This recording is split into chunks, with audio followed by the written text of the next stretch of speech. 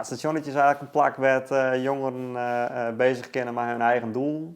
En dat kan gaan om sport en gezondheid, squallen, werk en persoonlijke ontwikkeling. Nou, we zijn nu dik 2 jaar bezig en we zijn met een leadsgroepje begonnen in het begin. Maar uiteindelijk hebben we nu ruim 100 jongeren uiteindelijk, als deelnemer gewoon.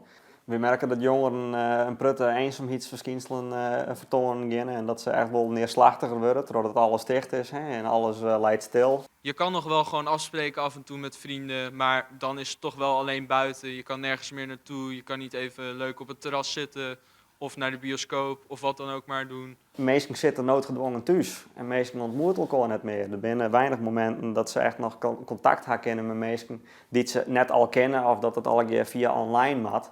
Ja, wij proberen ze toch wel uit hun sculpgroepen te laten, zeg maar, waar ze noodgedwongen in zitten nou.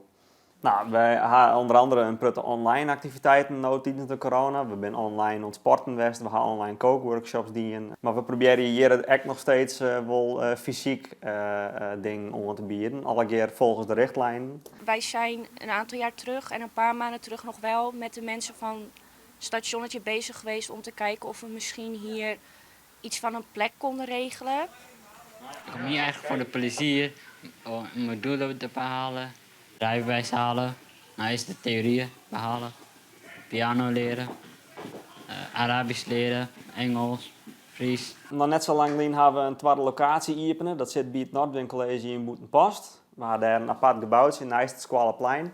We merken dat jongeren uit het Karspelen echt nog wel een stukje reizigen moesten met het OV. Dus dat zij nou in Boetenpost echt te leren kennen, dat is wel een groot voordeel. Ik ben hier ook begonnen als jongere. Ik kwam hier gewoon studeren. Ik vind het een heel goed idee dat je hier als jongere gewoon met je eigen dingen kan doen, eigen activiteiten kan organiseren. En dat je gewoon jezelf kan zijn eigenlijk. Nou ja, ik zit zelf op het mbo, dus ik kan nu eigenlijk helemaal niet meer naar school. Het is gewoon makkelijker als je fysiek in de klas zit, dat je daar gewoon even snel je leraar bij je kan roepen en kan laten zien van nou, hey, doe dit goed, doe dat goed. En dat kan nu allemaal niet. En we merken dat er een prutte jongeren nou bij ons komen omdat ze een beperkt netwerk hebben. Dus dat ze echt wel netwerk opbouwen willen, vrienden ontmoeten willen. En Ja, en natuurlijk mis ik mijn klasgenoten ook wel een beetje. we zeggen iedereen is welkom, iedereen mag hier komen. Het is echt een misvatting van jongeren als ze hier binnenstappen dat ze zeggen, oh, ik dacht dat ik een probleem nodig hier om hier welkom te wijzen. Dat is net zo.